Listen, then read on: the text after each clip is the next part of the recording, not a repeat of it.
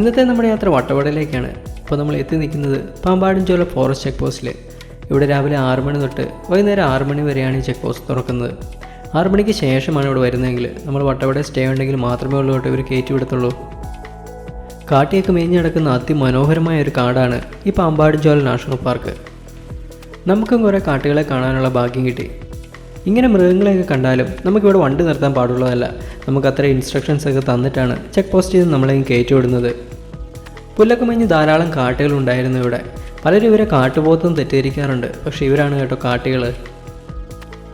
ഈ കാട്ടിനുള്ളിലൂടെ ഏകദേശം ഒരു 8.5 കിലോമീറ്ററോളം ഡ്രൈവ് ഉണ്ട് വട്ടവടയിലേക്ക്. നമ്മളിന്നിവിടെ എത്തിയത് ഏകദേശം ഒരു 7 മണി സമയത്താണ്. നമുക്ക് നാളെ രാവിലെ വട്ടവടയുടെ നല്ല അടിപൊളി കാഴ്ചകളിലേക്ക് പോകാം.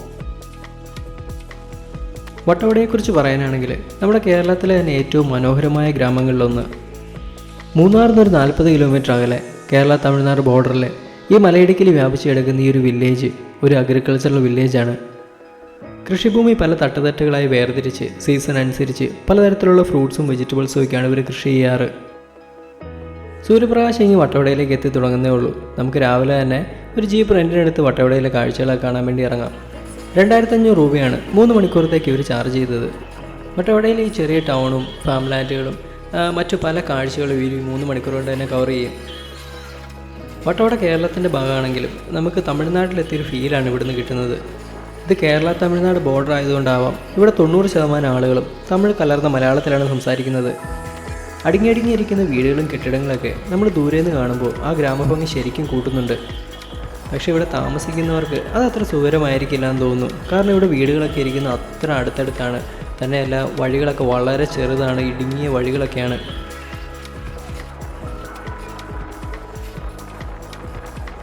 വട്ടവടയൊന്നും ചുറ്റിക്കാണാൻ വേണ്ടിയിട്ട് ബെറ്റർ ഒരു ജീപ്പ് റെൻറ്റിനെടുക്കുന്നതാണ് നല്ലത്. കാരണം അത്ര മോശം വഴികളാണ് വട്ടവടയിൽ.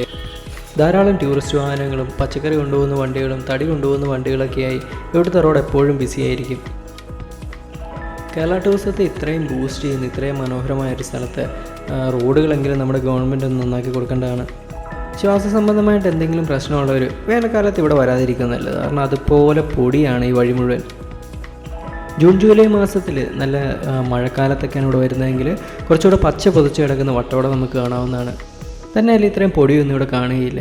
ഇത് ഞാൻ ഷൂട്ട് ചെയ്തത് ഒരു ഫെബ്രുവരി മാസത്തിലാണ്. നവംബർ ഡിസംബർ മാസത്തിൽ നല്ല കോടയൊക്കെ ഇറങ്ങുന്നൊരു സമയത്ത് ഇവിടെ വരുന്നതും ശരിക്കും നല്ലൊരു അടിപൊളി എക്സ്പീരിയൻസ് തന്നെയായിരിക്കും.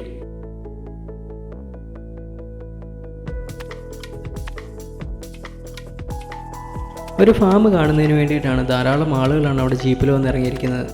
ഓരോ സീസൺ അനുസരിച്ചാണ് ഇവർ കൃഷി ചെയ്യുന്നത്. അതുകൊണ്ട് തന്നെ എപ്പോഴും നമുക്ക് എന്തെങ്കിലും തരത്തിലുള്ള ഒരു വിള ഇവിടുത്തെ ഫാമിൽ കാണാൻ പറ്റും.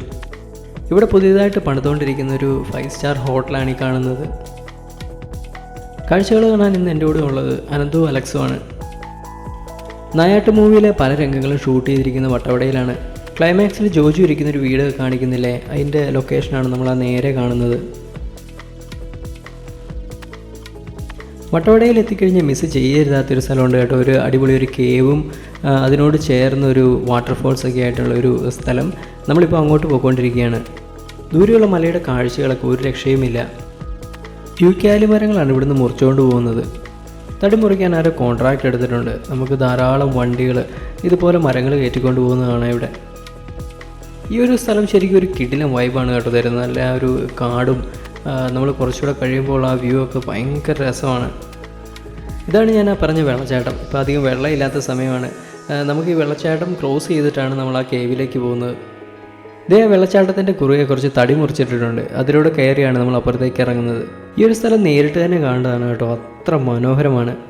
ഈ കാടിൻ്റെ ചോലയും വെള്ളച്ചാട്ടത്തിൻ്റെ തണുപ്പുമൊക്കെയായി മനസ്സ് നിറയ്ക്കുന്നൊരു ദൃശ്യഭംഗിയാണ് ഇവിടെ.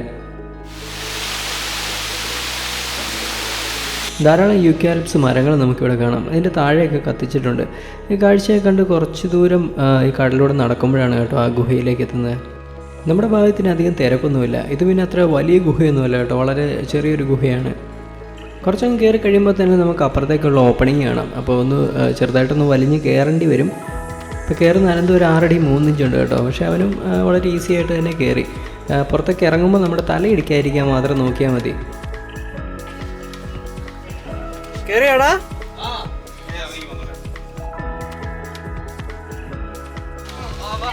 ഞാനും ചുമ്മാ ഒന്ന് ട്രൈ ചെയ്തു.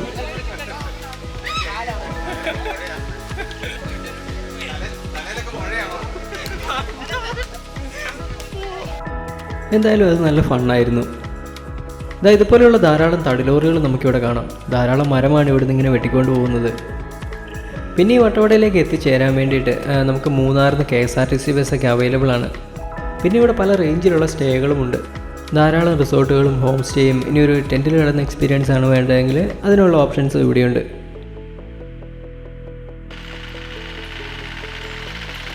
ഇനി നമ്മൾ പോകുന്ന വട്ടവടയുടെ ബ്യൂട്ടി ആസ്വദിക്കാൻ പറ്റിയ ഒരു പെർഫെക്റ്റ് സ്പോട്ടിലേക്കാണ്, പഴത്തോട്ടം വ്യൂ പോയിന്റ്. അവിടെ നിന്ന് കഴിഞ്ഞാൽ നമുക്ക് എൻ്റയർ വട്ടവട കാണാൻ പറ്റും. വലിയ മൗണ്ടൻസും ടീ ഗാർഡൻസും പല ഗ്രാമങ്ങളും ഒക്കെ ഇവിടെ നിന്നാൽ കാണാം. ബാലിയിലൊക്കെ ഉള്ള പോലെയുള്ള ടെറസ് ഫാമിംഗ് ആണ് വട്ടവടയുടെയും പ്രത്യേകത. മലയുടെ അടിവാരത്തിൽ ഇങ്ങനെ തട്ടുതട്ടുകളായി തിരിച്ചിട്ടുള്ള കൃഷിഭൂമി കാണാൻ തന്നെ നല്ല രസമാണ്. ഈ വ്യൂ പോയിന്റിൽ തന്നെയാണ് മിനി മെക്സിക്കോ റിസോർട്ട് ഉള്ളത്. ഇതൊരു ടെൻറ്റ് ക്യാമ്പിങ്ങിനും അതുപോലെ തന്നെ ബാച്ചിലേഴ്സിനൊക്കെ പറ്റിയ സ്പോട്ടാണ്. ഇവിടെയുള്ളൊരു കിടിലൻ വാട്ടർഫോൾസാണ് കാണുന്നത്.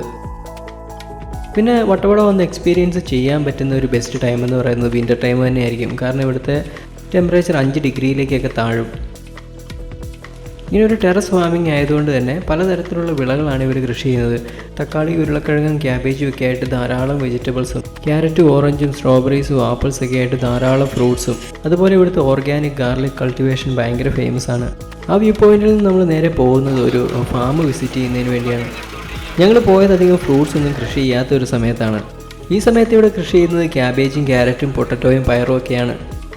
കെമിക്കൽസ് ഒന്നും അടിക്കാതെ നല്ല ഓർഗാനിക് ആയിട്ടുള്ള കൃഷി രീതിയാണ് ഇവരുടെ. ഇപ്പോൾ ഇവിടെ കൃഷി ചെയ്യുന്ന ഫ്രൂട്ട്സ് ആകെ സ്ട്രോബെറി മാത്രമേ ഉള്ളൂ. ഇത് ഞാനിവിടെ കണ്ട വെറൈറ്റി ആയിട്ടുള്ള ഒരു തക്കാളിയാണ് കേട്ടോ. ഇതിൻ്റെ പേര് മരത്തക്കാളി എന്നാണ്. നമുക്ക് ഫാഷൻ ഫ്രൂട്ടൊക്കെ തിന്നുന്ന ഒരു ഫീലാണ് തിന്നുമ്പോൾ കിട്ടുന്നത്.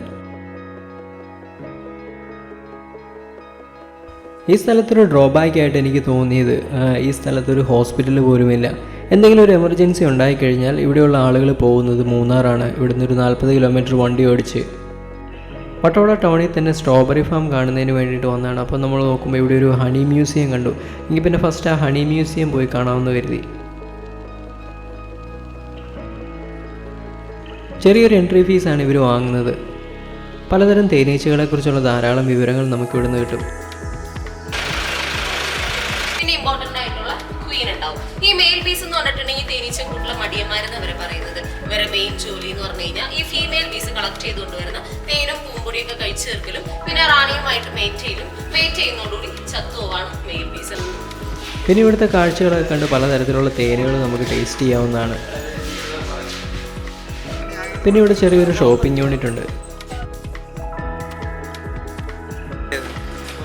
ചെറുതായിട്ട് കോട ഇറങ്ങുന്നുണ്ട്.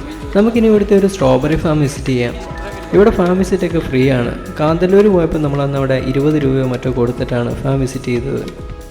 ഇവിടെ സ്ട്രോബെറി വിളഞ്ഞു കിടപ്പുണ്ട്, പക്ഷെ നമുക്ക് പിക്ക് ചെയ്യാൻ പറ്റത്തൊന്നുമില്ല. ഇവിടെ നമുക്ക് സ്ട്രോബെറിയും അതുപോലെ തന്നെ സ്ട്രോബെറിയുടെ പലതരത്തിലുള്ള പ്രോഡക്റ്റ്സ് ഒക്കെ മേടിക്കാൻ പറ്റും. ഇവിടുന്ന് സ്ട്രോബെറി വൈൻ ടേസ്റ്റ് ചെയ്തായിരുന്നു, നല്ല ടേസ്റ്റ് ആയിരുന്നു.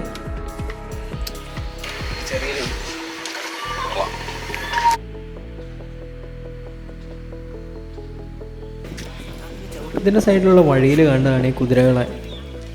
ഇവിടെ ഈ ഹണി മ്യൂസിയത്തിൻ്റെ ഓപ്പോസിറ്റായിട്ട് മറ്റൊരു സ്ട്രോബെറി ഫാം കൂടിയുണ്ട്. അതാണ് കാണാൻ തന്നെ നല്ല ഭംഗിയാണ്. ഇവിടെ ഈ സ്ട്രോബെറി ഫാമിൻ്റെ കൂടെ തന്നെ ഒരുപാട് ചെടികളുള്ള ഒരു ഗാർഡൻ ഇവർ മെയിൻറ്റെയിൻ ചെയ്യുന്നുണ്ട്. ഈ വട്ടവടയുടെ ഗ്രാമഭംഗി ആസ്വദിക്കാൻ ഇതിൻ്റെ ബെസ്റ്റ് സീസണിൽ തന്നെ ഇവിടെ വരണം. അപ്പോൾ വട്ടവട ഇതുവരെ കണ്ടിട്ടില്ലാത്തവർ ഉറപ്പായിട്ടും വട്ടവട പോയി കാണുക. അപ്പോൾ മറ്റൊരു വീഡിയോയുമായിട്ട് നമുക്ക് അടുത്ത ആഴ്ച കാണാം. വീഡിയോ ഇഷ്ടമായി കഴിഞ്ഞാൽ സബ്സ്ക്രൈബ് ചെയ്യാനും കമൻറ്റിലൂടെ അറിയിക്കാനും മറക്കരുത്. അപ്പോൾ എല്ലാവർക്കും ബൈ.